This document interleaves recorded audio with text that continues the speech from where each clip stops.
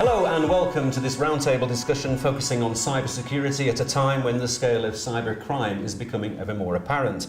The digital security of the International Monetary Fund has been compromised by sophisticated hackers. Sony has endured the theft of personal data relating to more than 100 million customers who play its online games.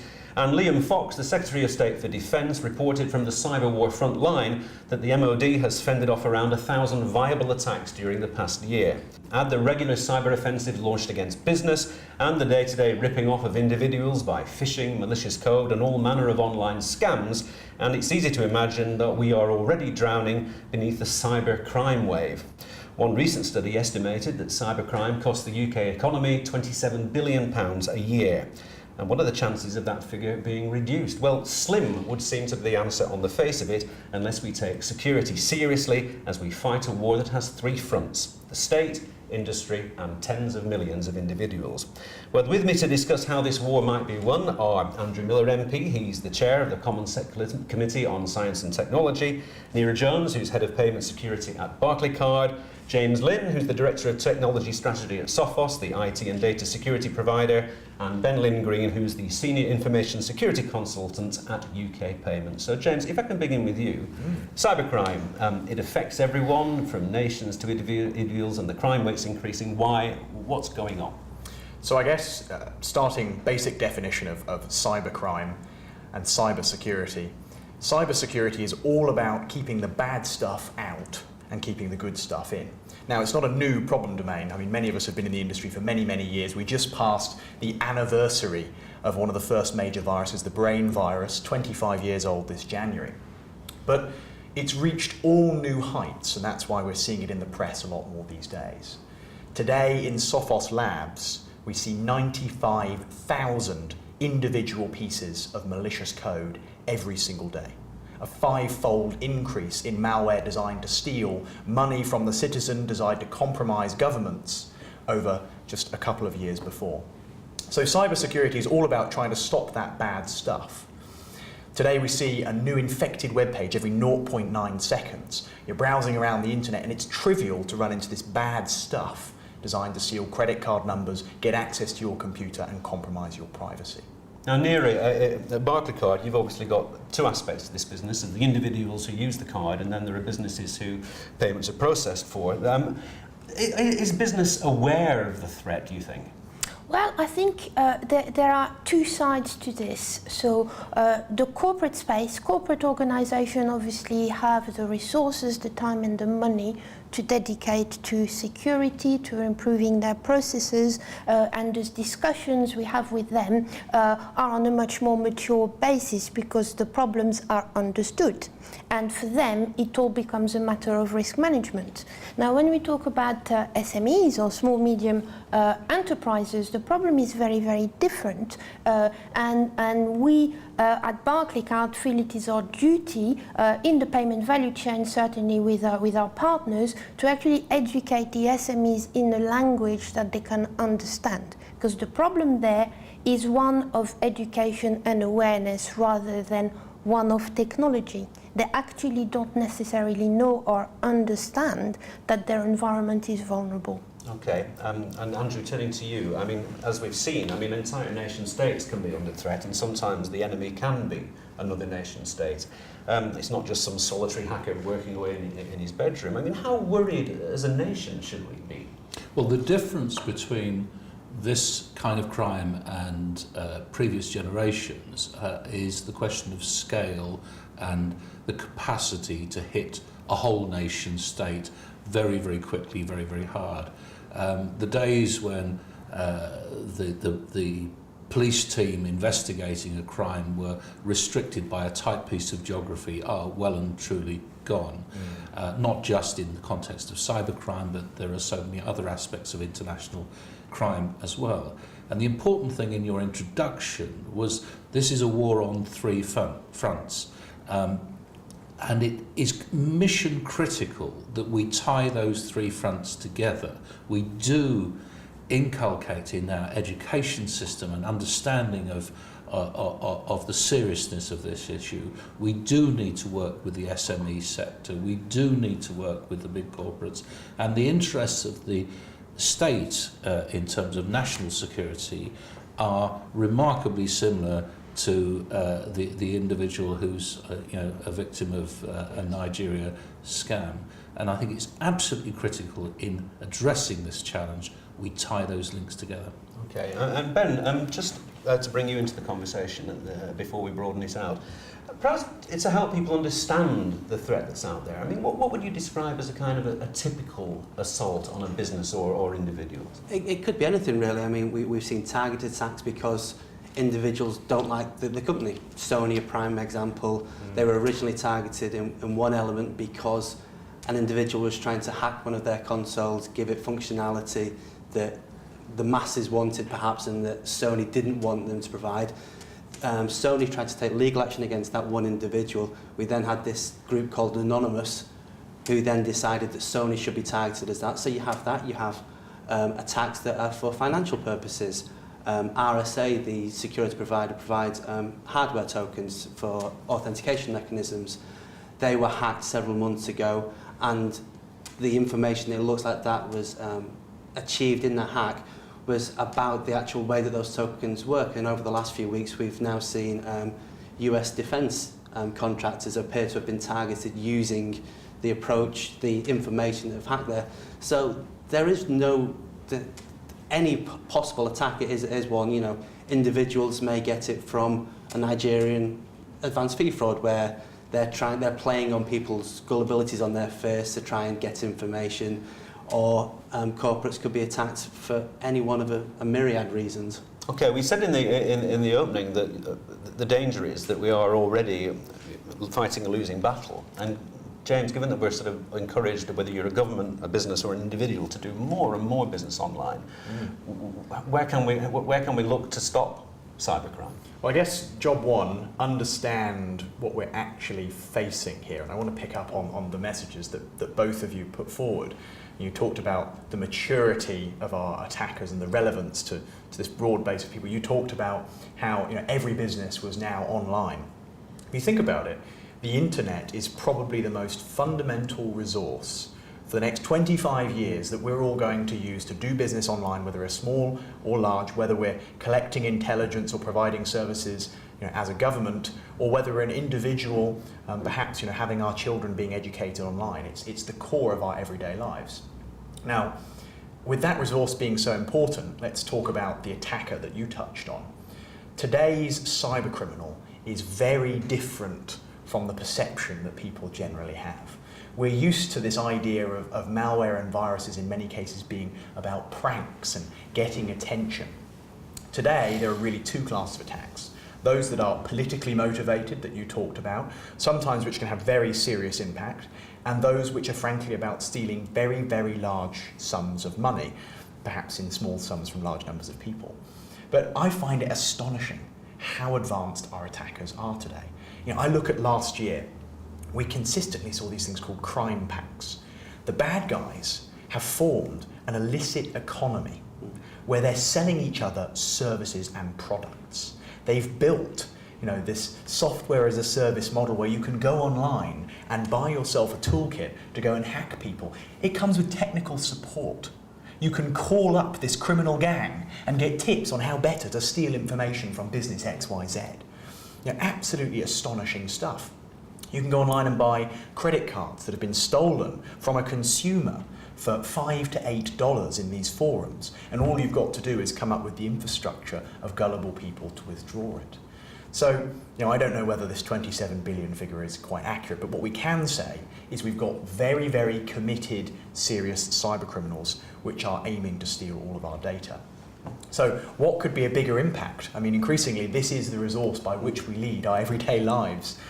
Forget the notion of Second Life, this game that you can play online and have your second life. Perhaps that's the primary life, and we're living in the second life right now. But trying to understand the nature of cyber criminals, I mean, is it a false question? Who are they? I mean, are these incredibly talented people who found out that they can use their skills for nefarious ends? I mean, or are they people who just kind of stumble into it? Well, I think there's a tier here, and I touched on this notion of there being now this illicit economy. Yes, we still have some cyber criminals that are trying to get attention. We all joke about the spotty teenager sitting in their basement wanting attention. But increasingly, the guys providing these tools and services that I talked about are very intelligent, well-resourced hackers. These guys have talent. And they're working in franchise and channel networks. They're bringing people in that perhaps aren't as talented technically, but have the reach to be able to go and compromise more systems. We're seeing a market forming between these guys. And as such, there's a whole tiering of different ability levels that are contributing to this problem. But every generation has had sophisticated criminals. Indeed. This is not new. Agreed. The city fraudsters of the previous generation, every generation has had very slick operators who, the idea that all criminals are, have low level of intelligence. There are some very smart people who have been criminals in every generation. Yes. The difference, as I said in my opening remarks, is the sheer scale. But that doesn't mean that it's impossible to take on. And I don't accept your premise that we only have slim chances of addressing this. We just have to have the same skill sets as we've traditionally applied to try and keep one step ahead of the criminal. When I first moved into my house, the insurance company said 3-lever locks, and then they said window locks, and now they say 5-lever locks. Well, the same principle must apply here. We've got to keep ahead of the curve. And the challenge is bringing together the resources of all aspects of society to make that work, because unlike the traditional criminal, the targets aren't the obvious ones. If I was going to seek to bring down a nation state, I wouldn't target the MOD, I'd target our utilities or our banks. Yes. They're the obvious ones to do huge amounts of damage to a nation state these days. And so there has to be a different form of cooperation that spans across the security services, the police services, the business intelligence groups. It's quite a different game than dealing with the previous generations. Yeah, I suppose also, I do beg your pardon, I was only going to say that the difference, I guess, between crime of yesteryear and crime of today in cyberspace is that it makes sort of transnational crime very easy and also very hard to detect. And I guess we'll move on to that later. Neera, I was going to ask you, is that, and I also concur with you, the £27 billion figure is open to some debate.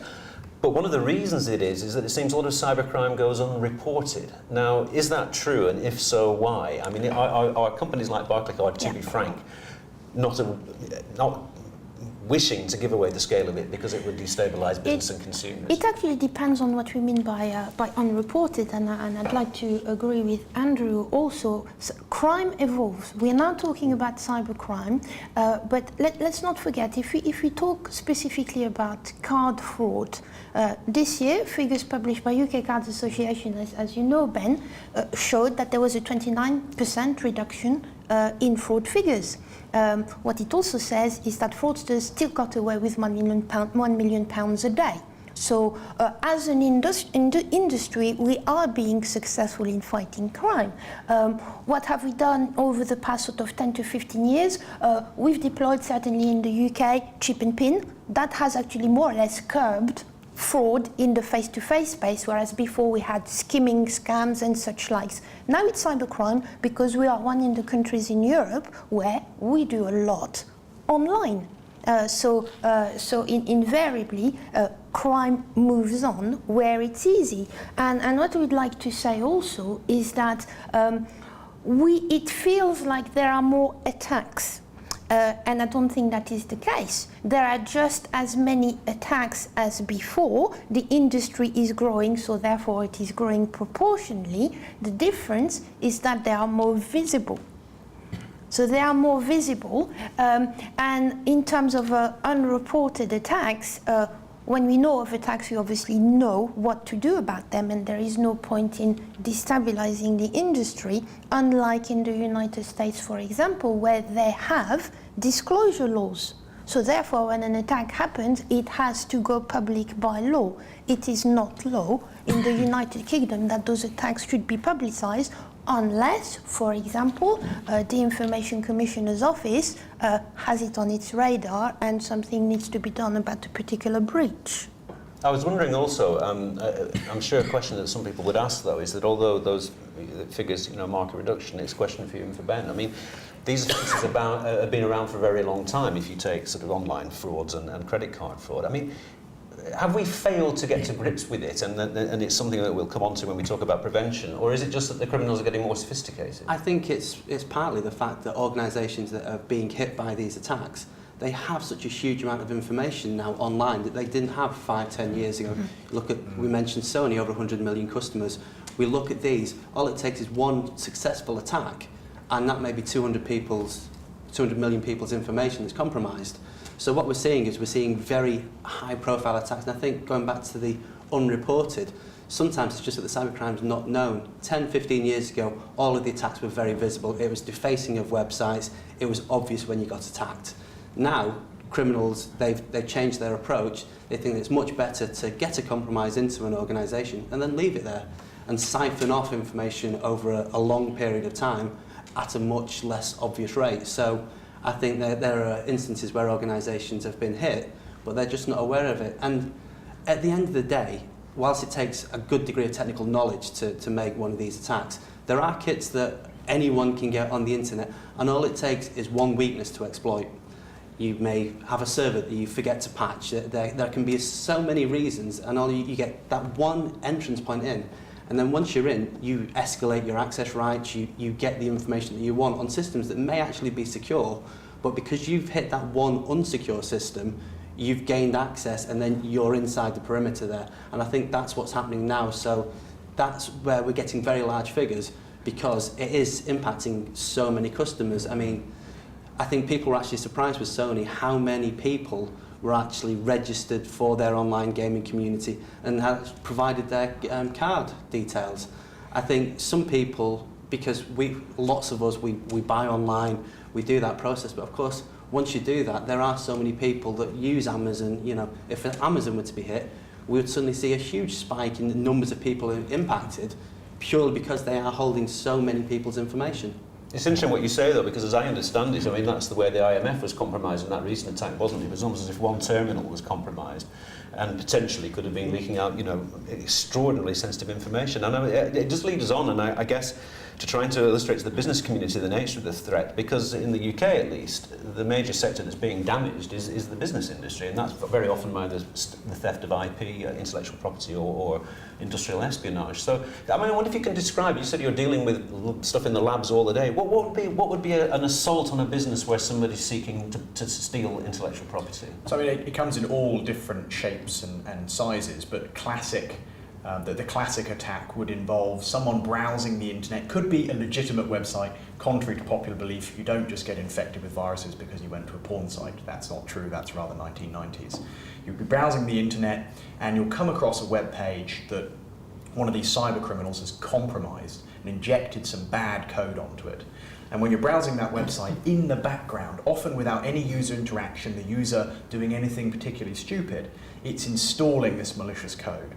And that malicious code may sit there completely silently, siphoning off things that you type, redirecting you to fake banking sites to try and steal your credentials and steal money, perhaps taking your credentials for your email account.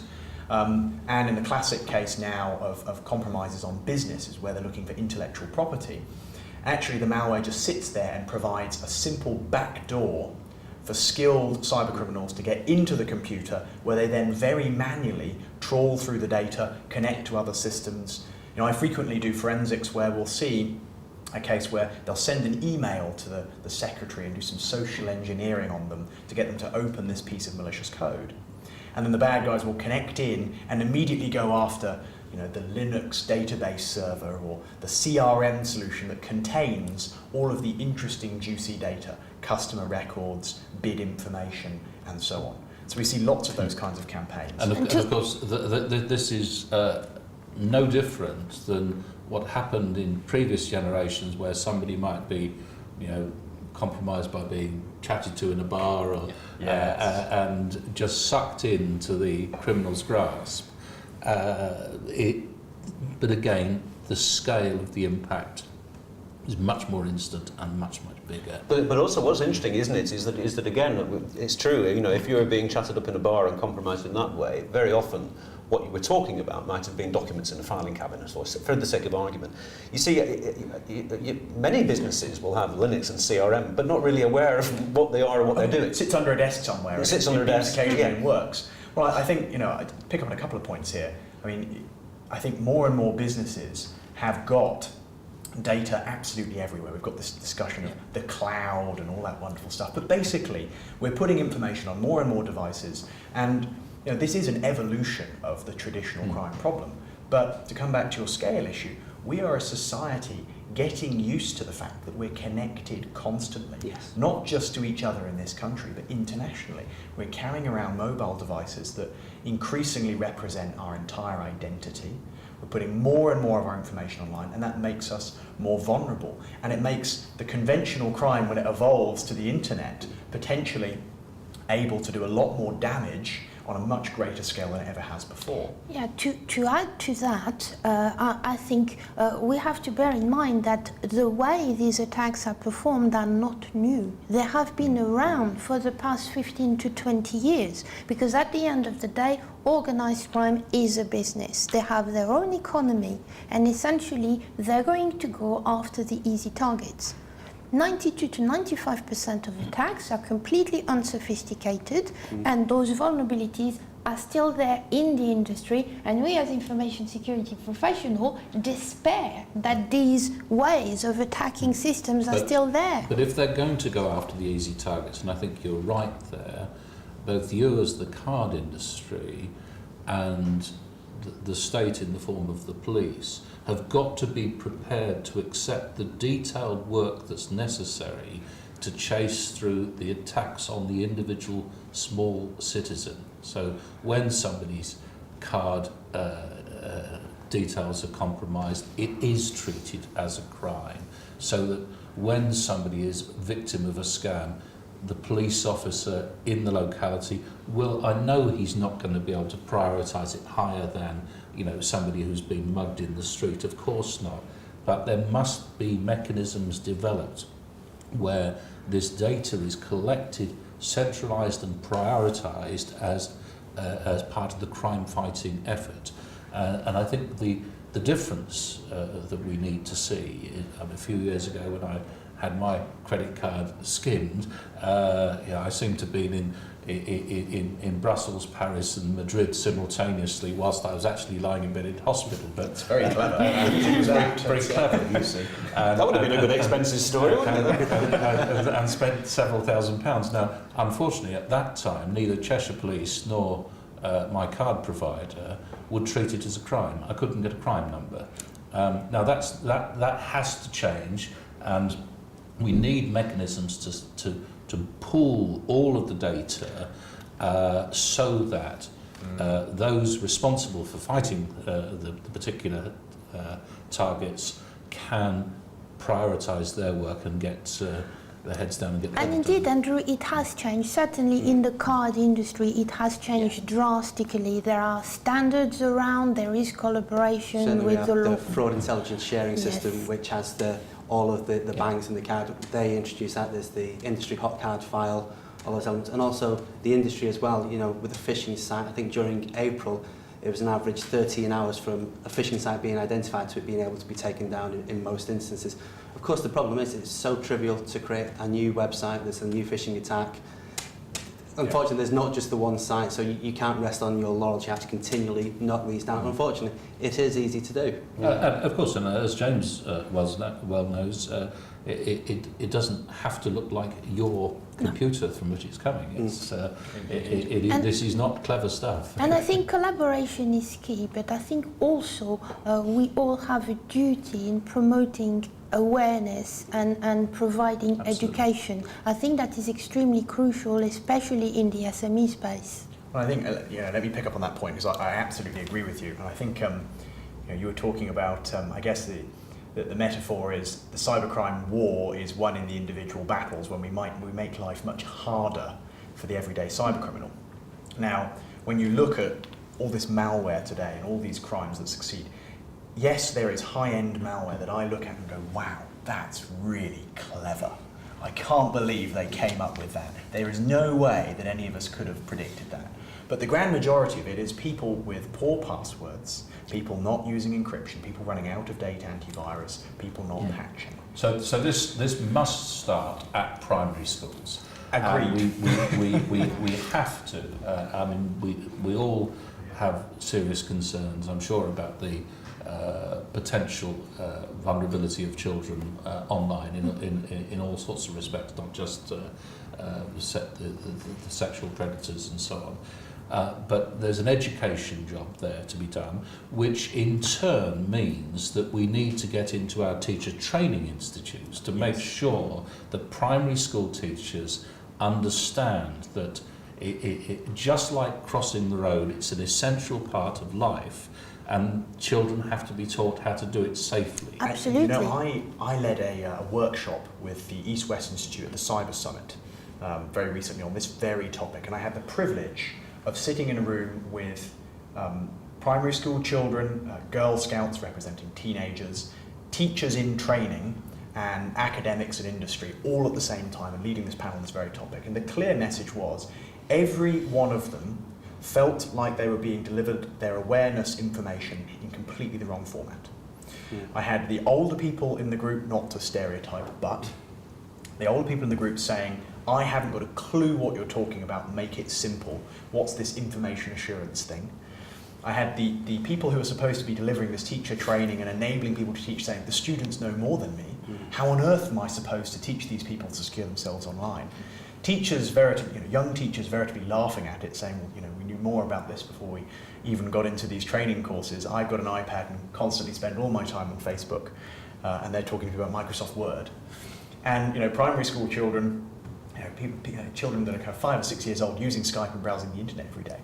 So we're delivering awareness information in completely the wrong format. And we've got to get to the core, the suggestion from this group, of making cyber security awareness, in fact general literacy in cyber security, an equally valued subject with English, maths and science at a core of the curriculum from those areas. And of course we've got to find a way to educate the rest of the population, because we can't just ignore them until those people grow up. It does seem to make an awful lot of sense, doesn't it, to get into people whilst they're young and their formative opinions are being made. And of course you were quite right to remind us that cybercrime involves often dreadful sexual offences as well as monetary ones. And as we talk about kind of prevention as opposed to the crime, I mean, moving forward, one might argue, and it sounds to me from around this table, is there a danger that actually the cyber criminal is more talented than the people charged with catching him or her? Can I just say, it is always easier to attack than defend. Yes.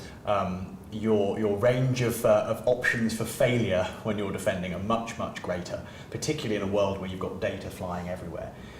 Nonetheless, I do see a lot of creativity from the modern cybercriminal, more than we did many years ago. And there are still a lot of people doing the mediocre stuff, but certainly there are people pushing the boundaries and packaging it up into easy-to-use, quite scary tools.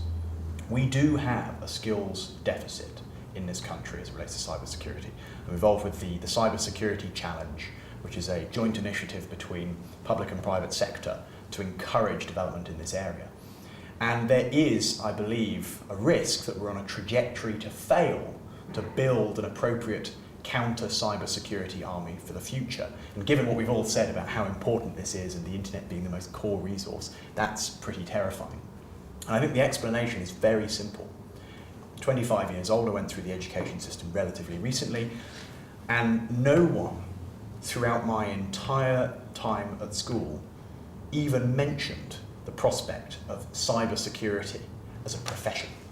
I ended up in this line of work completely by accident. No one said to me, hey, have you thought about doing this? And so we're not developing that career path. People aren't seeing it as an option, and as a result, we've got a relatively small community of people safeguarding online. Yeah, and for businesses themselves, it's actually it's manifold. It's about how do I manage the risk in my business? Where do I apply my resources in the current economic climate? And how do I actually devalue what may be perceived as value to cyber criminals. So there are technologies around there that enable you to devalue the actual content, and there are technologies that enable you to actually protect the environment. There are two different things.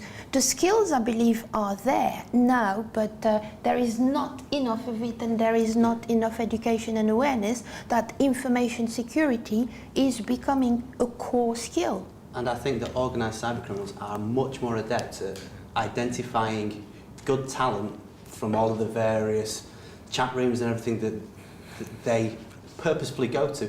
They find the inquisitive teenager in his room who's coming up with these good ideas, and they utilise those elements. We don't have that same approach from a cybersecurity perspective to harness those ideas.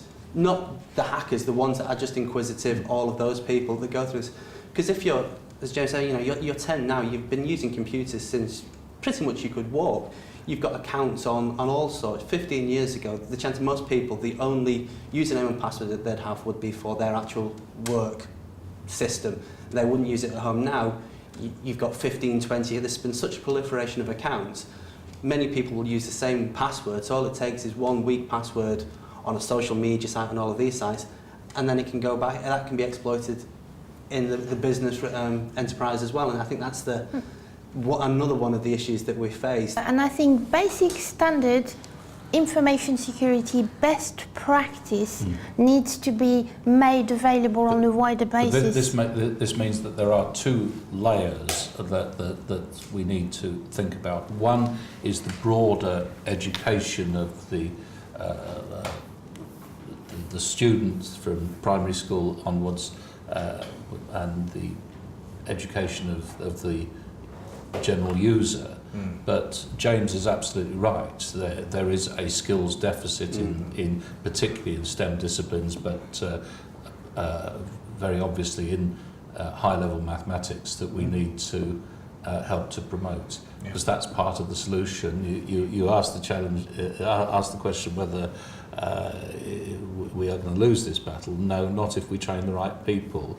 We can produce the right calibre of people within our education system to seriously take on these villains. Well, according to the officer who's fronting up the so-called cyber flying squad that was recently formed, and she was saying that very often big business, for example, has more sophisticated technology than the detectives do, and I think she implied that there needs to be a higher degree of cooperation between the police service and between business. I mean, why is that level of cooperation not happening right now if this is such a problem? Well, I actually think there is a high level of cooperation between law enforcement agencies and organisations such as Barclaycard, because I see it happen, and it is part of the process.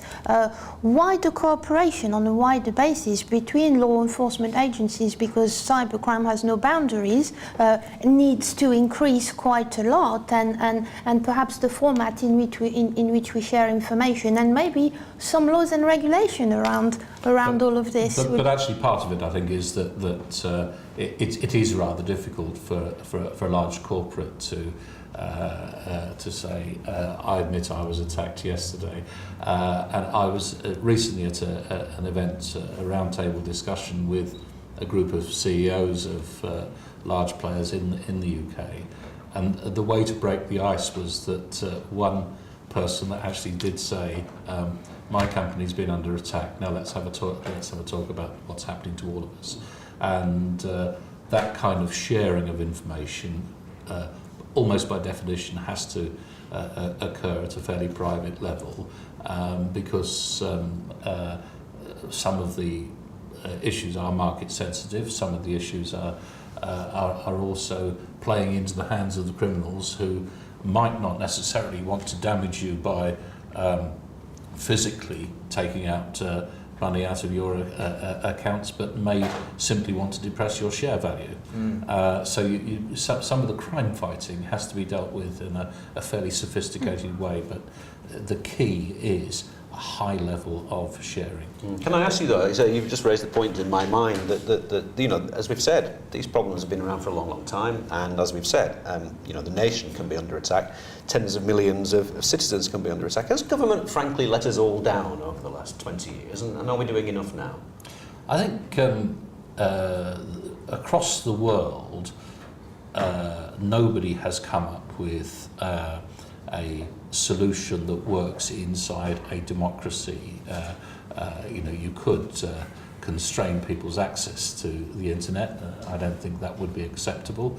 That's not the way we do things in a democratic society. We give people choice, we allow them freedoms within limits that, as long as they don't do harm to other people and so on.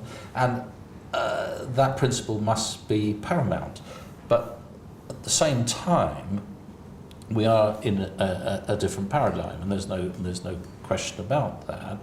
And therefore, it is critical that the police forces and intelligence services, not just in the UK, but within the Western world, work very closely together to ensure that we protect our citizens as best we can.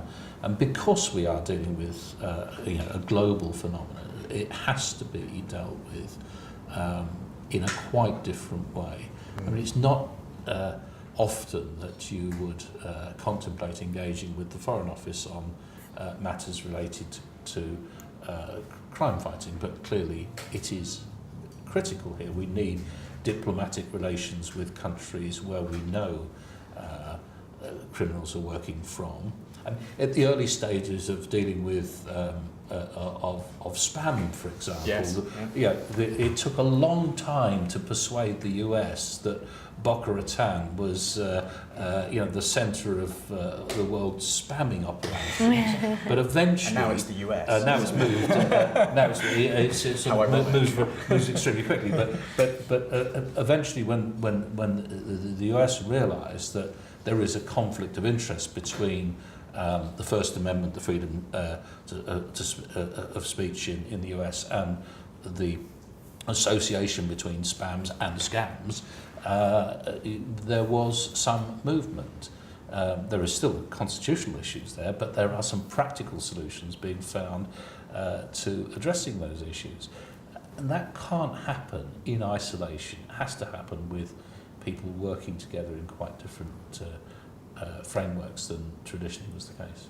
I just want to pick up on that question as well. I thoroughly agree, and I think we have to keep in context that the internet and all this technology we're using today was originally conceived for a very, very small number of nodes who were all trusted and known to talk to each other. This gigantic monster of a global network that we've built was never really designed, it's grown. And so we've all, on an international basis, everyone in cybersecurity, governments, all these bodies, have really struggled with where you put the pointer on this scale of anonymity versus control and protection, freedom to versus freedom from. And we've all erred in many cases towards, as you so aptly say, this notion of anonymity and contribution and freedom to, as opposed to more active protection. I wouldn't necessarily challenge that and say it's wrong. One of the big issues that we really have here, coming back to this data sharing, is who owns the internet?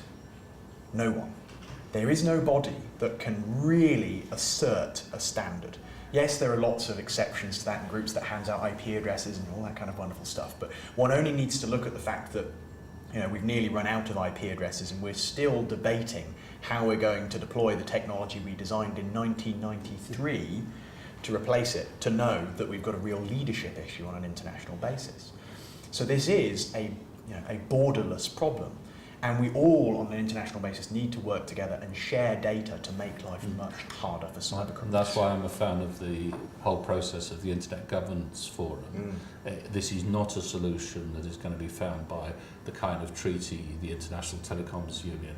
That is a top-down process that ignores the fact that